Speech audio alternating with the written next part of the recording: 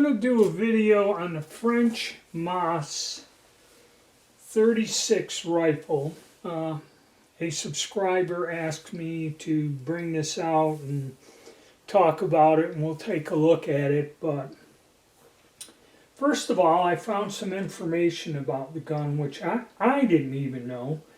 I've owned a few of these over the years, and we'll go over the history and some of the descriptions and facts about this gun real quickly.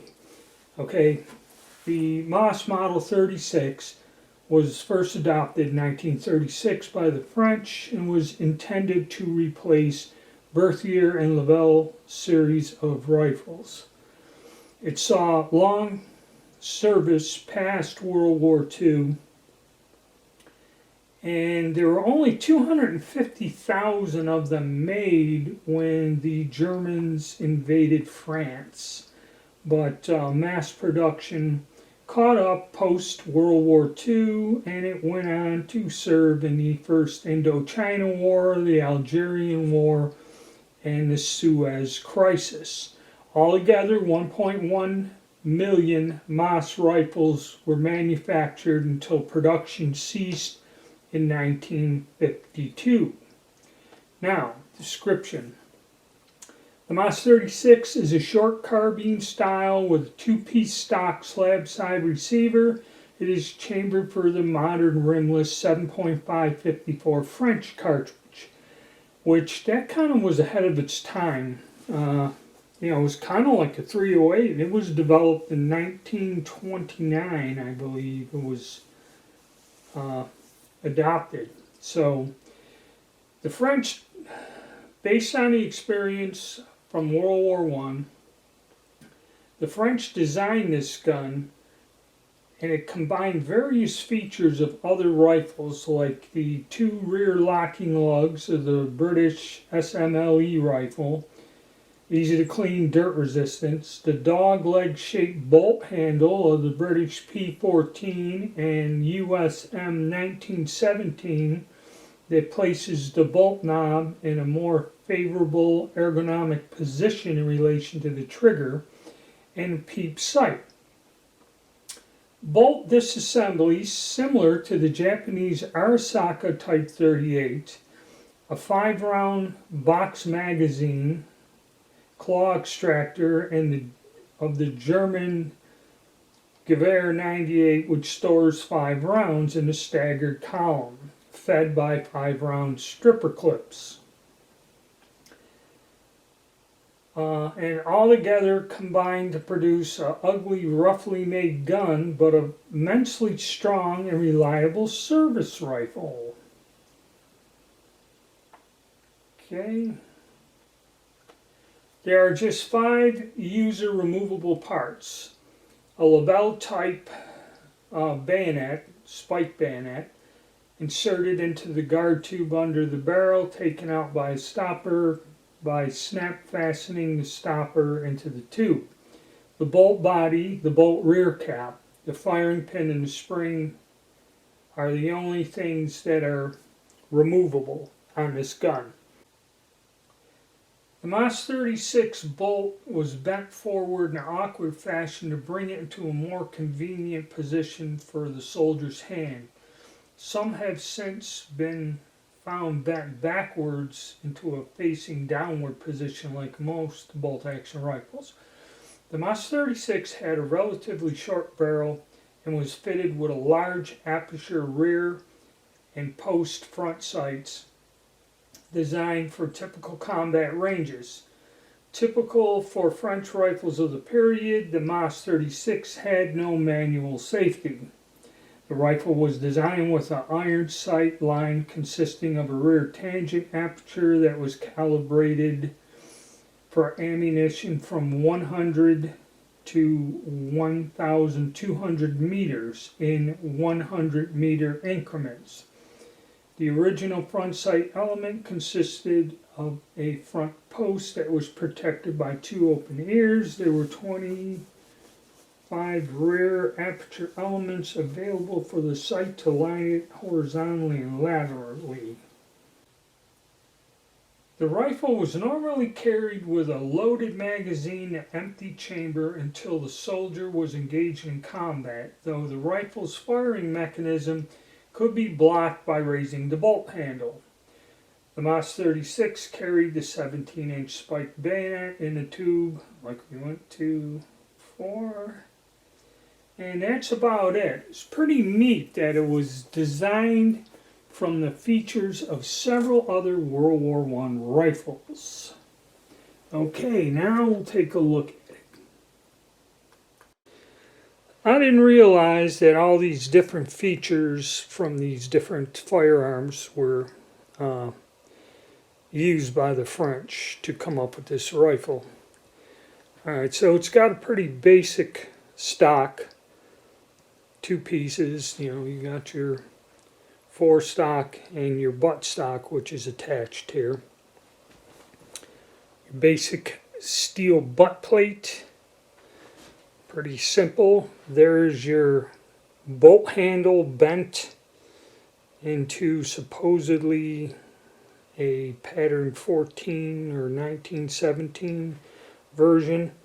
There is no safety, and actually when you rotate that cap on the back, like on a Japanese gun, the firing pin and spring will come out. It's a very simple mechanism there. And slab-sided receiver, rear locking lugs. There's your peep sight, you know, kind of like your M1 Garand style, or anybody familiar with the US style peep sights. And the front sight protected with a hood in there, like that. Alright, you got a detachable floor plate and a 5-shot magazine, flush bottom. Have the rest of your handguard, a stacking swivel, and the bayonet is stored in its own compartment here. Later on we'll take these out and kind of look at these features. Also, a strange thing about this gun is this does have a counterbore muzzle. I think that's standard on them. And what that does is that protects the gun from anything getting banged or dinged. It's already counterbored. Nice wood. Like I said, very simple, rugged, reliable weapon. Okay, we'll look at it from the other side. There's your sling mount here in the rear. And when you used to buy these, when these things came into the country, they were like $70, wrapped in wax paper, and you know, they came with a sling, a little manual, and a string with a cleaning loop on the end to drag through. I believe I may still have the manual in that somewhere around. I kept them for one of the guns. There's the serial number and the scroll. The letter Q, this rifle was made towards the end in the 50s, probably 1950, around in there. There's your side of the rear sight. And then you had that round loop here that the tab went in. And this gun was designed not to be taken apart by the user. You can't see it on that screw, but you can see it on this one. Is you needed a spanner wrench to take the forestock off. Why they wanted that, I have no idea. But it was not supposed to be something that they wanted the soldiers to take apart. So that's about it. Now I'll get the camera set up. I'll show you the bolt, how it comes out, the bayonet, which is quite interesting. And these rifles have gone up. They go for about 4 C notes to 6. I've seen some of these sell for 6, which is almost 10 times the value of what they were when they came in as surplus. This rifle here with the reloads, well, they're accurate. I had a ton of ammo out of Syria or something. I shot in these guns, and I shot hundreds and hundreds of rounds through these rifles that I had before. Unfortunately, I had to sell them, and then later on get this example, so now I have something that I can use as a base for my reloads.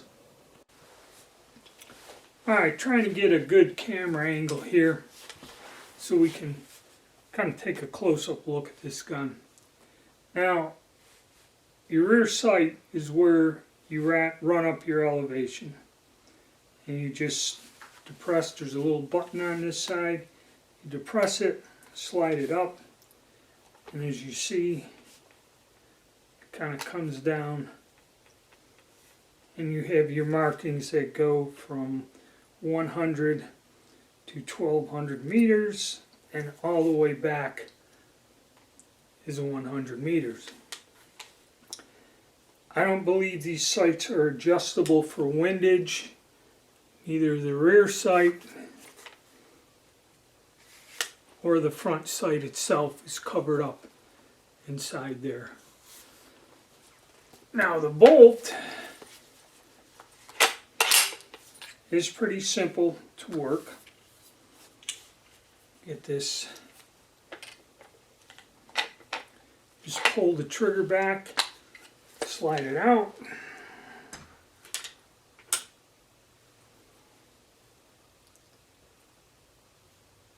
Pretty simple item. Your rear locking lugs are there, and your bolt handle. And if you close the rifle and push down on this cap and with the heel of your hand and rotate it, it'll come out, and the firing pin and the spring will come out. Pretty simple to do. I kind of did it by accident once.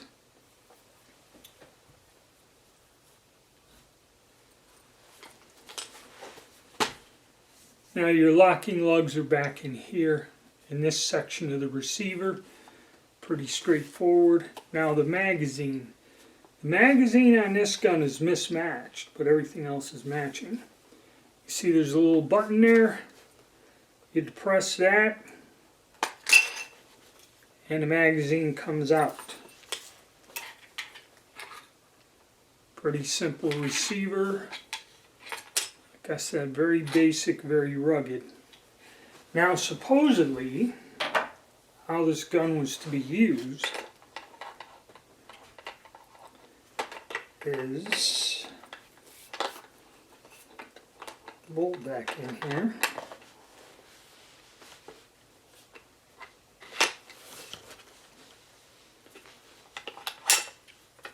Make sure you line it up with the thing in the receiver.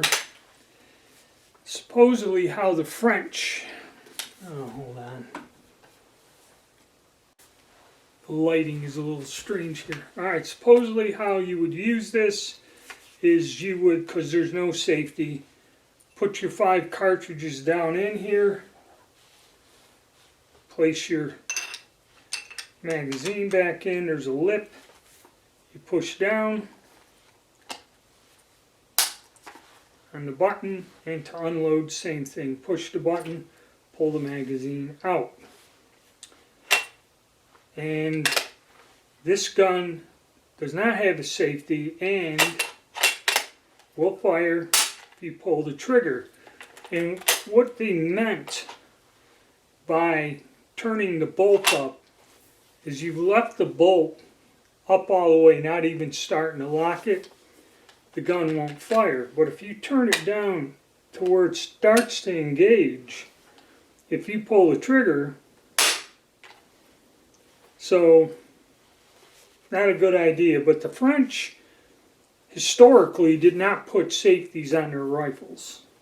Okay, very simple gun to use, very straightforward, works well and is accurate. Now the bayonet. You look for the little tab thing sticking out, and what you do is press this in and it unlocks. the bayonet. And you'll see there's two of them. There's one here and there's one on the rear. I guess these are connected. Let's see, and when you press them, yes, they both move. So to attach the bayonet, you would just reverse it, push down till it locks, and there you have your fulcrum bayonet. To get it, take it out, to press the little tab again, withdraw it, and it goes into this tube underneath. You just place it into the tube, then press down, and it's locked in place. Like I said, this is a very curious firearm. They're ugly as hell. I did see versions imported prior to the 80s.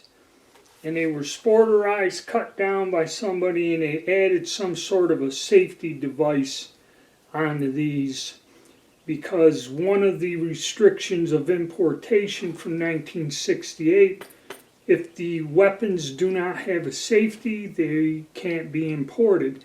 Now, how the French got these in back in the 80s, I believe is political, because the French, the British, and all of them dumped all their old World War II rifles out on the surplus market, and that's how they all got here. So, another interesting gun. Unfortunately, when they do show up, and there are quite a few of them, this is quite a common weapon. I don't really understand what happens to these guns when they come into the country. They're sold pretty cheap. They disappear, and you really never see them surface again. If you do, very rarely. This is one of them. Very rarely do you see one. Mosin-Nagant's another one. There's got to be a million of them things, and you very rarely see any of them pop up. Nowadays, though, I've seen one auction, I've seen several of them, and they go for $3.5. I've seen a couple of these examples go recently, and they're $4.5 to $6, and the grenade launching version I think went over $1,000, which to me is kind of insane. I had one. I had to sell all of mine for about what I paid, or maybe $40 more or something, because of hard financial times. But who can hold on to things for 40 years? All right, that's where it kind of gets difficult. But, and also, one thing, these are Parkerized, okay? These post-World War II ones are Parkerized. If you find one of these with a dark black baked-on finish, that was the pre-World War II ones. That's going to bring a premium, and that's going to be a little bit different than something as common as this. Okay, so you have to be aware of what you're looking at. And then again, these serial numbers. I found out that's a letter Q. And Q in French, these are French, and that was the last series. I believe they go from A or something down. And you can go on the gun boards forum, and there's somebody who has listed the serial numbers and the prefixes of everything that was kind of manufactured before the war. Some interim during the war, what the Germans had, and then the post-World War II, which is one of these. This is the last series. Then they had some in regular English lettering or Arabic, numerals or whatever. Not the French cursive. There was the last run of these made in the 50s. And I believe one guy had one with the baked-on finish, because they were in the colonies during the 40s. And he said it's bring back from Nam or something, so I don't know. it's an interesting field to collect. Unfortunately, to accumulate a number of these different variations and styles, it's going to cost you now. I mean, at one time, maybe 40 years ago, I did have like 3 or 4 examples and that, but they were common. I shot them, and after a while, you'd like to get something else. So if you can sell it off to somebody else to enjoy it, that's what I did. Now you look back on it. Of course, nobody ever knew surplus guns would end up in the situation that it is now. But anyway, I hope you enjoyed the little overview of this rifle. It is a nice one to get in your collection. Even though this is a post-World War II model, it's still a World War II style gun. So, hit the like button, subscribe, and please stay tuned.